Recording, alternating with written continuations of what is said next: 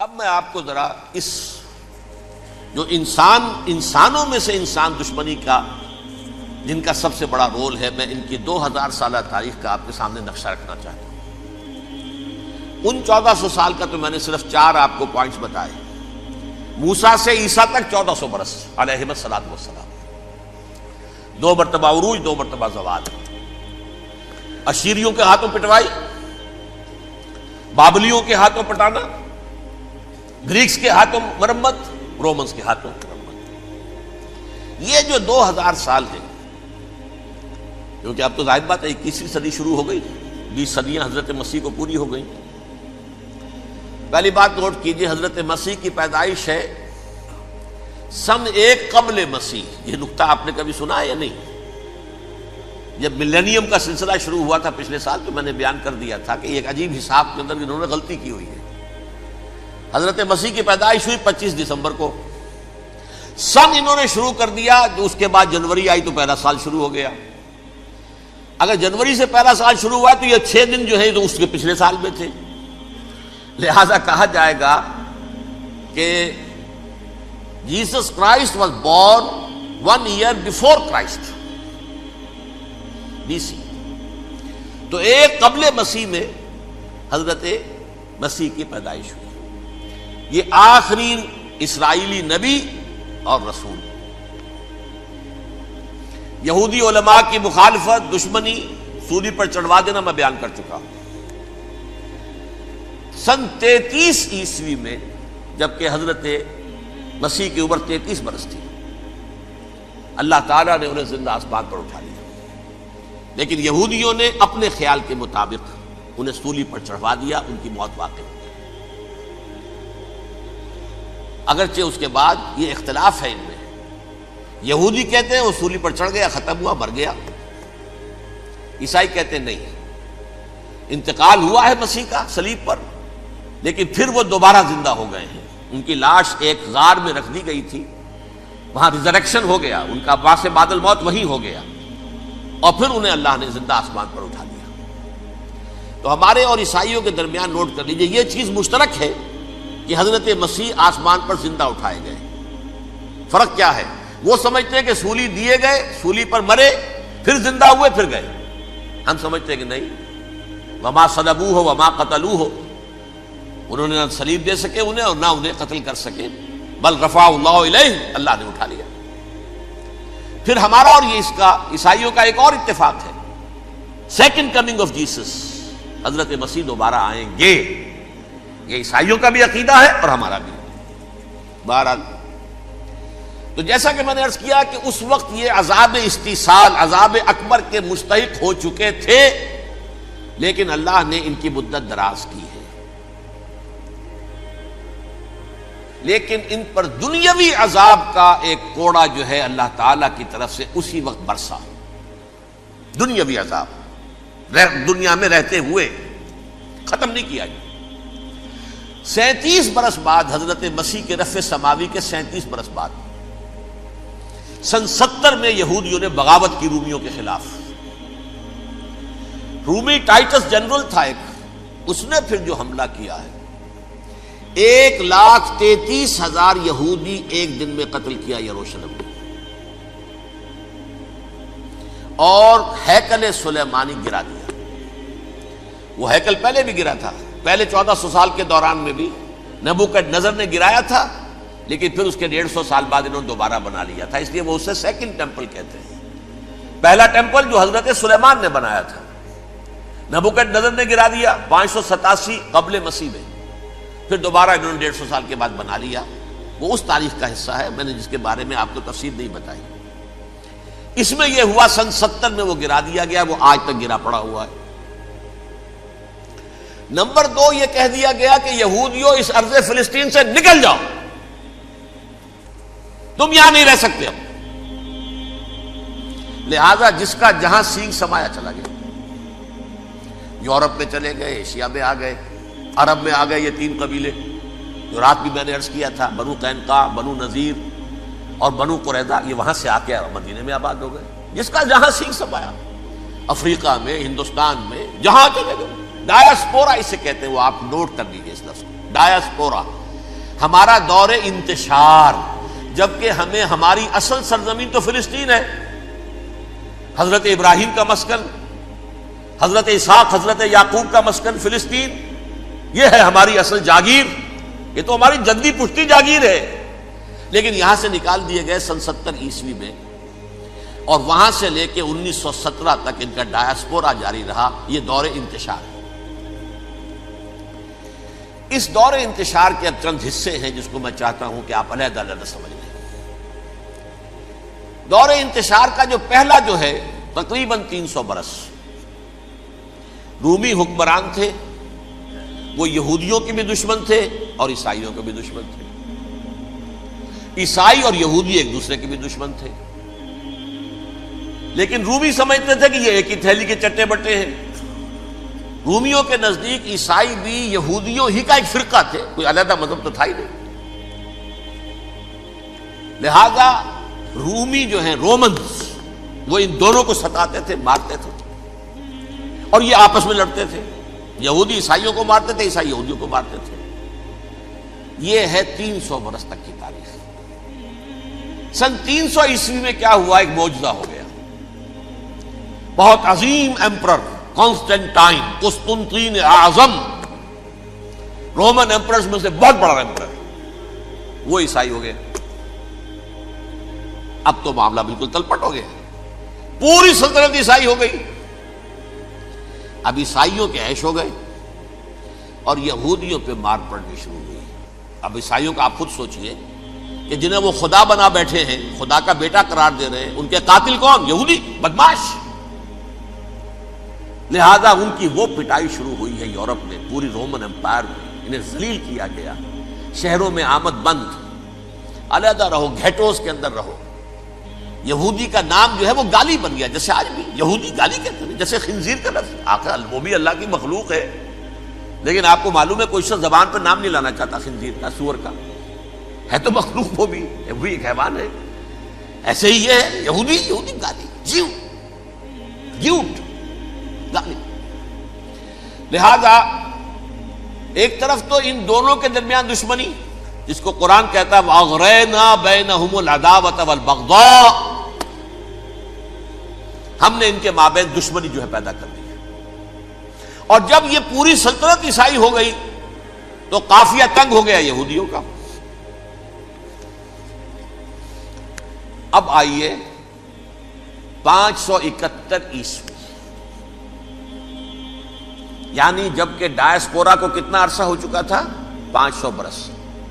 سن 70 سے شروع ہوا نا ڈایاسپورا، جب ٹائٹس نے گرایا ہے ہیکل کو اور نکال باہر کیا انہیں فلسطین سے، بھاگ جاؤ یہاں ایک یہودی بھی نہیں رہے گا، فلسطین سے نکال دیے گئے۔ اس کے پورے 500 برس بعد سن 571 عیسوی میں حضور کی پیدائش ہوئی، ولادت باسعادت محمد رسول اللہ صلی اللہ علیہ وسلم۔ 610 میں آپ پر وحی کا آغاز ہوا، لیکن حضور کے ساتھ ان کا معاملہ کیا رہا؟ اول تو جبکہ حضور ابھی مکے ہی میں تھے، یہودیوں نے ریشہ دوانیاں شروع کر دی حضور کے خلاف۔ قریش مکہ کو سکھاتے تھے، پڑھاتے تھے، ان سے یہ پوچھو، ان سے یہ پوچھو، انہیں اس طرح تنگ کرو، ان سے یہ امتحان لو، یہ آپ کے علم میں ہے۔ سورہ بنی اسرائیل میں، سورہ کہف میں وہ سوالات، جو امتحانی سوالات آئے تھے، ذوالقرنین کون تھا، اصحاب کہف کون تھے، تم رسول بنے پھرتے ہو تو بتاؤ، اور یہ روح کی حقیقت کیا بتاؤ، یہ ساری ریشہ دوانیاں کر رہے تھے بیٹھے ہوئے، ابھی وہیں پر حضور ابھی پہنچے بھی نہیں۔ ہجرت فرما کر حضور تشریف لے آئے تو حضور نے، جسے ماسٹر سٹروک کہا جائے گا، یعنی اسٹیٹس مین شپ کا ماسٹر سٹروک، آپ نے مدینے میں آتے یہودیوں کے ساتھ پیکٹ کر دیا، جوائنٹ ڈیفنس پیکٹ آف مدینہ، کہ اگر مکے والے ہم پر حملہ کریں گے تو ہم مل جل کر ایک قوم کی حیثیت سے مقابلہ کریں گے۔ یہ میثاق مدینہ کہلاتا ہے، جس کے بہت غلط معنی پہنائے جا رہے ہیں آج کل۔ بہرحال میں موضوع میرا چونکہ یہ نہیں، میں ادھر نہیں جاؤں گا، لیکن ہوا کیا؟ ہر مرتبہ یہ خیانت کے مرتکب ہوئے، ان نے جو عہد کیے تھے ان سے پھرے، اندر ہی اندر سازش، ریشہ دوانی، حضور کی بدترین دشمنی۔ سورہ نساء کی آیت نمبر 12 میں 14 میں 13 میں فرمایا ہے لا تزال تطلع علی خائنۃ منہم، اے نبی ہمیشہ آپ کے علم میں ان کی طرف سے خیانتیں، بددیانتیاں آتی رہیں گی. اور بار بار وہ مسلسل جنگ کی آگ بھڑکاتے تھے.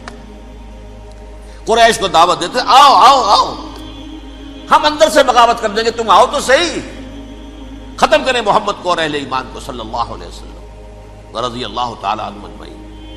لیکن پھر جب وہ آتے تھے تو یہ دبک جاتے تھے، ان میں ہمت نہیں تھی، میدان کے مرد نہیں رہے تھے. یہ سورہ حشر میں ان کا نقشہ کھینچا گیا ہے. کھلے میدان میں مقابلے کی اس کے اندر صلاحیت ہی نہیں ہے. یہ تو فصیلوں کے پیچھے سے، جیسے عورتیں کہیں دیہات میں لڑائی ہوتی ہے تو مرد جو ہے گلیوں میں لڑتے ہیں، عورتیں اوپر سے پتھر پھینکتی ہیں، بس وہ کام یہ کر سکتے تھے. من ورائے جدر، فصیلوں کے پیچھے سے، جنگ میں میدان میں نہیں آ سکتے. بہرحال قرآن مجید میں ہے یہ سورہ مائدہ کی آیت نمبر 64، کلما اوقدوا نارا للحرب اطفاها اللہ. اکثر و بیشتر مواقع پر تو یہ جب آگ بھڑکاتے تھے جنگ کی، اللہ اسے بجھا دیتا تھا. لیکن بہرحال اس کے باوجود جنگیں ہوئی، غزوہ بدر، غزوہ احد ہوئی کہ نہیں؟ یہ ساری اس اصل شرارت ہوئی. اور اس کے نتیجے میں حضور نے پھر ایک ایک کر کے 3 قبیلوں کو سزا دی. غزوہ بدر کے فوراً بعد بنو قینقاع نکالے گئے مدینے سے، غزوہ احد کے فوراً بعد بنو نذیر نکالے گئے، اور غزوہ احزاب کے بعد بنو قریظہ نکال دیے گئے.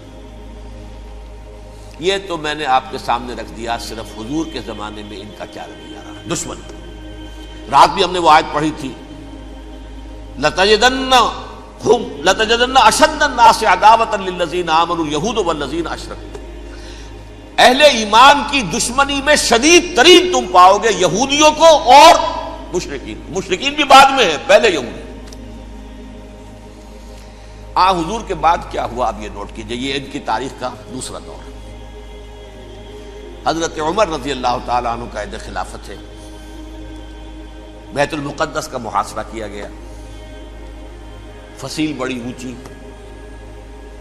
شہر اندر سے سیلف سفیشینٹ، حملے کا راستہ کوئی نہیں. محاصرہ طول کھینچ رہا ہے لیکن ان کے پاس رسد بھی موجود ہے، پانی بھی موجود ہے، وہ دروازے بند کر کے بیٹھے ہوئے ہیں. بالآخر اللہ تعالیٰ کی مشیت کا ظہور کیسے ہوا؟ ان کے کچھ علماء آئے فصیل پر، کہا دیکھو مسلمانوں، تم قیامت تک بھی یہاں پڑے رہو گے محاصرہ کر کے، ہمارا یہ شہر فتح نہیں ہوگا.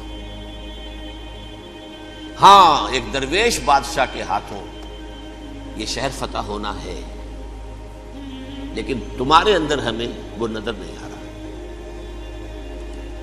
ابو عبیدہ بن الجراح رضی اللہ تعالی عنہ، امین هذه الامہ، ان کا فوراً ذہن گیا وہ درویش بادشاہ مدینے میں بیٹھا ہوا ہے، عمر رضی اللہ تعالی. اب ایک اور عمر بھی ہے جو قندھار میں بیٹھا ہے. نقشہ وہی ہے، سادگی کی حد تک نقشہ وہی ہے، بالکل وہی، اپنی آنکھوں سے دیکھا ہے، وہی سادگی. عمر اول، عمر ثانی تھے عمر بن عبد العزیز. اب ایک اللہ کے فضل سے اللہ تعالیٰ ایدہ اللہ بنصرتہ، اللہ تعالیٰ ان کی نصرت فرمائے، دشمنوں کو ان کے مقابلے میں نیست و نابود کرے. انہوں نے ریکویسٹ بھیج دی کہ حضور تشریف لائیے، یہ شہر فتح ہو جائے گا. وہ ہے سفر تاریخی، اتنا طویل سفر، تقریباً 700 میل، ایک اونٹ، ایک خادم، ایک منزل پہ امیر المومنین اوپر بیٹھے، خادم آگے چل رہا ہے، اگلی منزل پہ خادم اوپر بیٹھا ہے، امیر المومنین آگے جا رہے ہیں. اور جب پہنچے ہیں تو وہ باری تھی خادم کی. انہوں نے ہاتھ جوڑ دیا، حضور خدا کے لیے تم کیا کہیں گے لوگ، وہ میرا برا حال کر دیں گے، تمہیں شرم نہیں آئی؟ امیر المومنین پیدل آگے چل رہے ہیں نکیل پکڑ کر، اور تم بیٹھے ہو اوپر براجمان ہو. حضرت عمر فرمایا الدور دورک، نہیں باری تمہاری ہے، بیٹھ. اس حال میں پہنچے ہیں. اور پھر یہ کہ ابو عبیدہ بن الجراح آئے ہیں، استقبال کیا ہے تو دیکھا ہے اس حال میں چلے آ رہے ہیں. عمر نکیل پکڑے ہوئے چلے آ رہے ہیں، اور کہتے ہیں کہ کہیں کیچڑ ویچڑ تھا، جوتے خراب ہو گئے تھے، وہ بھی اتار کے ہاتھ میں پکڑے ہوئے، کپڑے تو تھے ہی پھٹے ہوئے. انہوں نے کہا بھی حضرت ابو عبیدہ نے، دیکھیے یہ بڑا متمدن ملک ہے، بڑا مہذب علاقہ ہے، یہ آپ ذرا حلیہ اپنا درست فرما لیں تب جا کے پیش ہم آپ کو کریں گے. آپ نے فرمایا نحن قوم اعزنا اللہ بالاسلام، ہم وہ قوم ہیں جنہیں اللہ نے عزت دی ہے اسلام کے ذریعے سے. کپڑوں کے ذریعے سے نہیں، دولت کے ذریعے سے نہیں۔ اسی حال میں گئے ہیں، اوپر سے انہوں نے کھڑے ہو کر نشانیاں دیکھی ہیں، اپنی کتابیں کھولی، ہاں یہ وہی ہے، اچھا لو جی سرنڈر، شہر تمہارے ہاتھ میں۔ خون کا ایک قطرہ نہیں بہا اور بیت المقدس فتح ہو گیا۔ لیکن اس وقت حضرت عمر نے ایک نرمی یہ کی کہ یہودیوں کے لیے بھی اسے اوپن سٹی قرار دے دیا۔ یہ احسان عظیم حضرت عمر کا۔ اس سے پہلے یہودی آ ہی نہیں سکتا تھا، داخل ہی نہیں ہو سکتا تھا، وہاں وہ آ کر وزٹ نہیں کر سکتا تھا، زیارت نہیں کر سکتا تھا اپنے مقدس مقامات کی۔ حضرت عمر نے یوں سمجھیے کہ تقریباً 550 برس کے بعد ان کے لیے راستہ کھولا ہے کہ ہاں تم آ سکتے ہو، زیارت کر سکتے ہو۔ لیکن یہ عیسائیوں نے لکھوایا معاہدے کے اندر، انہیں یہاں آپ آباد ہونے کی اجازت نہیں دیں گے، لیکن کم وزٹ دی پلیسز، دیکھیں زیارتیں کریں اور جائیں۔ یہ معاہدہ حضرت عمر کا ہے رضی اللہ تعالیٰ، جو پھر خلافت راشدہ کے بعد بنو امیہ نے بھی اس کو آرڈر کیا، بنو عباس نے کیا۔ پھر جو ہمارے یہ ترکوں میں اندر خلافت آئی تو ترک خلفاء نے بھی اس معاہدے کی پوری پابندی کی۔ فلسطین میں آ سکتے ہیں یہودی، صرف زائرین کی حیثیت سے، وہاں آباد نہیں ہو سکتے۔ اب آئیے اگلا دور آیا حضرت عثمان کا دور خلافت۔ یہ ہے وہ وقت کہ اب یہود نے امت مسلمہ کی پیٹھ میں چھرا گھونپا۔ وہ کیسے؟ ایک یہودی عبداللہ ابن سبا اسلام کا لبادہ اوڑھ کر آ گیا، معاشرے کا جائزہ لے لیا۔ ان میں بنو ہاشم اور بنو امیہ میں جو پرانی کشاکش تھی اس کے کچھ نہ کچھ جراثیم باقی ہیں، اگر ان کو ذرا بھڑکا دے تو مسلمانوں میں انتشار پیدا ہو جائے۔ کہا یہ عثمان کون ہے؟ یہ تو بنو امیہ میں سے ہے، یہ حق تو بنو ہاشم کا ہے، خلافت ان کے پاس ہونی چاہیے، محمد کے تو رشتہ دار وہ ہیں صلی اللہ علیہ وسلم۔ عوام الناس کے اندر بات پھیلنی شروع ہوئی۔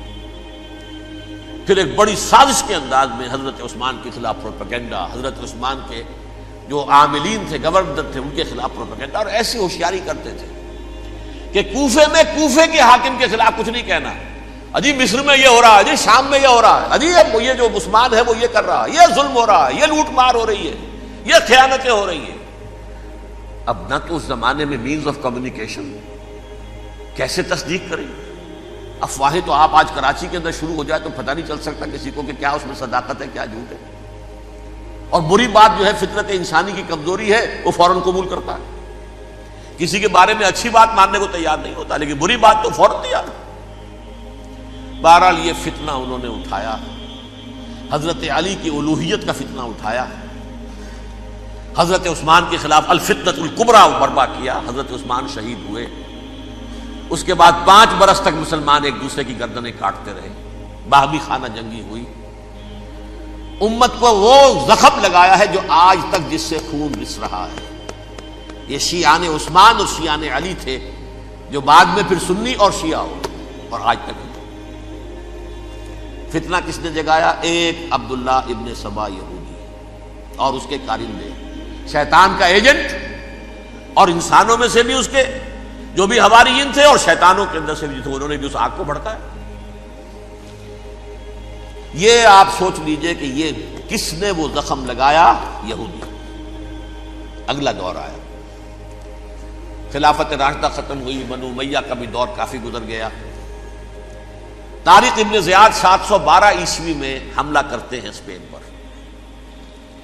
اسپین اس وقت عیسائیت کا بہت بڑا گڑھ، بڑے کٹر ترین عیسائی جو ہے وہ اسپین میں تھے، لہذا یہودیوں کی وہاں بہت پٹائی ہوتی تھی، یہ میں بتا چکا ہوں، دشمنی تھی ان کی تو چلی آ رہی تھی عیسائیوں کے ہاتھوں یہودیوں کی۔ وہ تو سن 300 عیسوی سے ایمپرر کانسٹنٹائن کے بعد سے شروع ہو گئی تھی۔ اس حوالے سے یہودیوں نے اس وقت چالاکی یہ برتی، کچھ راستے واسطے بتائے، کچھ مدد کی طارق ابن زیاد کی۔ طارق ابن زیاد نے انہیں اپنا محسن سمجھا، ہسپانیہ فتح ہو گیا تو یہودی چونکہ محسنین کی فہرست میں آ چکے تھے، انہیں بہت اقتدار نصیب ہوا، بڑی سپورٹ مسلمانوں نے دی۔ ان کے بڑے بڑے علماء جو ہیں اسی دور کے اندر پیدا ہوئے، بڑے بڑے تھنکرز ان کے اسی دور میں پیدا ہوئے۔ بن گوریون جو کہ ایک وزیر اعظم تھا اسرائیل کا، اس نے یہ لکھا ہے اپنی کتاب میں، Muslim Spain was the golden era of our diaspora. وہ ڈائسپورا جو 70 عیسوی سے شروع ہوا تھا اور 1917 عیسوی تک جاری رہا ہے، اس میں سے گولڈن ایرا ہمارا جو تھا وہ مسلم اسپین تھا. ہسپانیہ میں بیٹھ کر ہم عیش کیے. لیکن وہاں سے انہوں نے اور جو کچھ کیا، یہ تو داستان کے تو بہت سے گوشے ہیں، لیکن میں جس اسٹریٹ لائن میں چل رہا ہوں اس کے اعتبار سے ایک بات سمجھ لی، وہاں بیٹھ کر انہوں نے اب عیسائیت کی پیٹھ میں چھرا گھونپا، پروٹیسٹنٹ مذہب پیدا کیا، تقسیم کر دیا. جیسے شیعہ سنی کی تقسیم، عبداللہ ابن سبا، رومن کیتھولک اور پروٹیسٹنٹ کی تقسیم، یہودی علماء. ہوتا کیا تھا؟ ہسپانیہ کی یونیورسٹیاں ہیں، کارڈووا میں ہے، ٹولیڈو میں ہے، گریناڈا میں ہے، غرناطہ، قرطبہ، تولیتلا، اور وہاں آتے تھے لوگ. فرانس سے چلے آ رہے ہیں نوجوان پڑھنے کے لیے، جرمنی سے چلے آ رہے ہیں، اٹلی سے چلے آ رہے ہیں. 3 ہی ملک قریب ترین پڑھتے ہیں سینٹرل جو یورپ کے ہیں.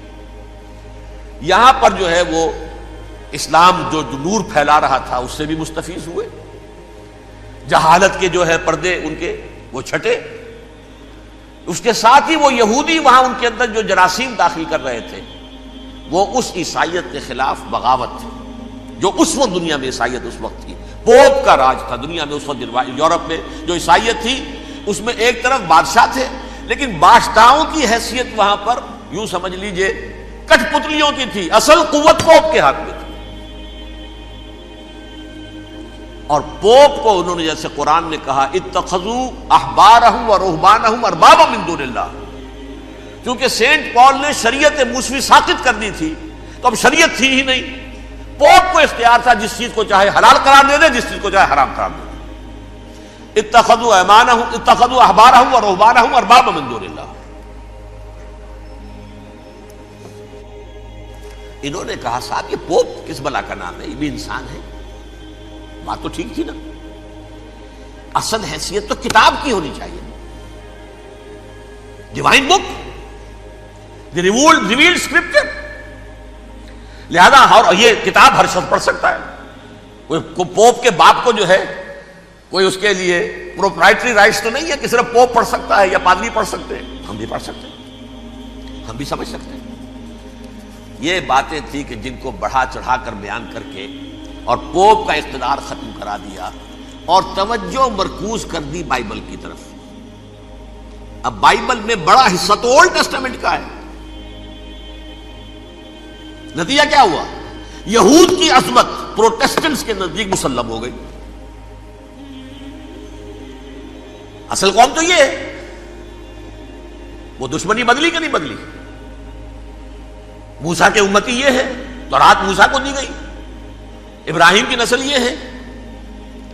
لہذا وہ جو دشمنی تھی، جو عداوت تھی کہ ہمارے خدا کو سولی چڑھانے والے ہیں یہ بدماش، اس کا ازالہ ہوا. اس پروٹیسٹنٹ مذہب کے نتیجے میں یہ میں اب آپ کو بتاتا ہوں کہ ایک نتیجہ وہ نکلا ہے جسے برٹرنڈ رسل نے بیان کیا ہے. اس کی کتاب ہے ان پریز آف آئیڈلنس، صفحہ 108.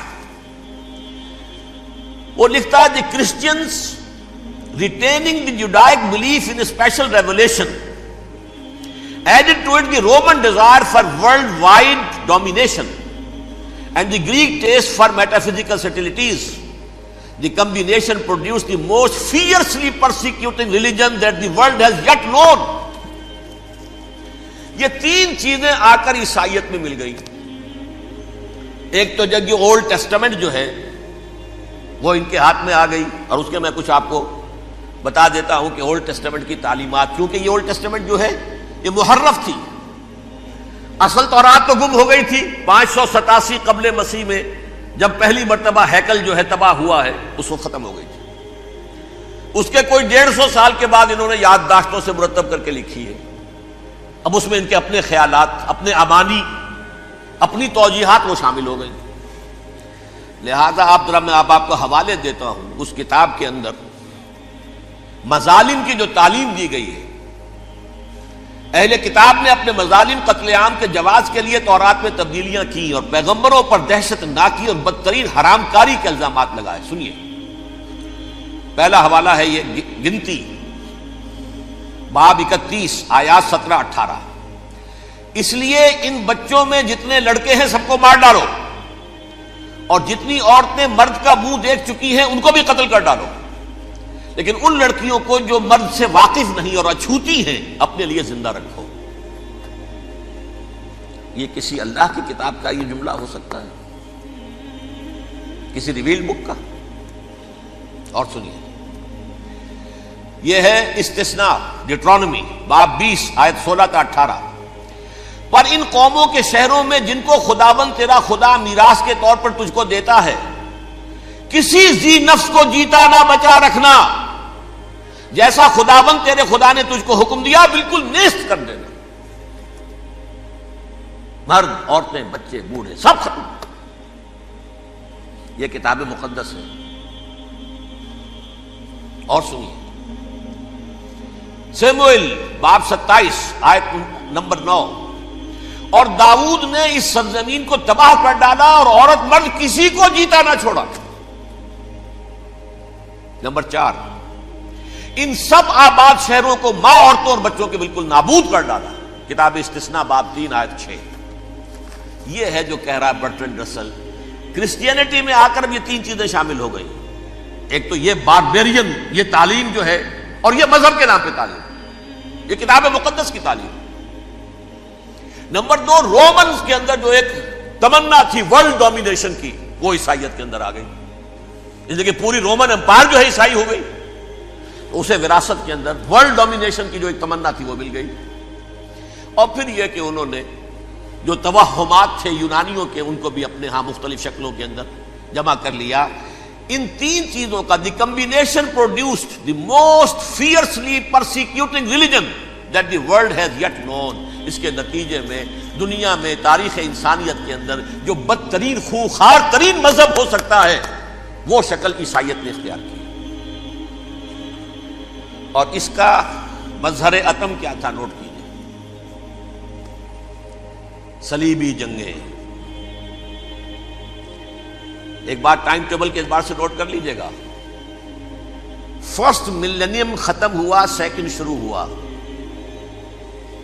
ان کے 1000 سال ختم ہوئے تو 11ویں صدی میں سیکنڈ ملینیم شروع ہوا، تو پہلی صلیبی جنگیں ہوئی. لاکھوں مسلمان قتل کیے.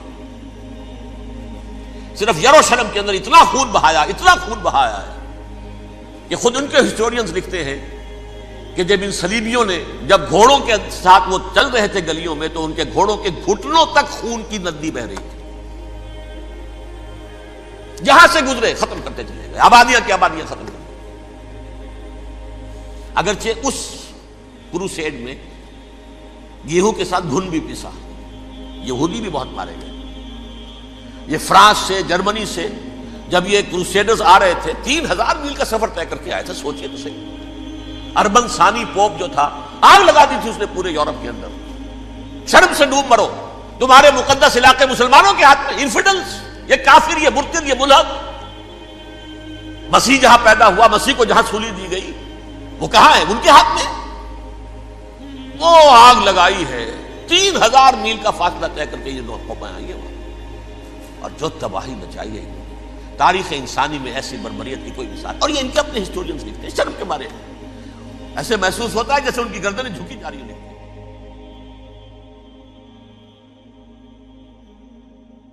سورج ٹردا نال برابر، نال برابر، دن کیوں لنگدا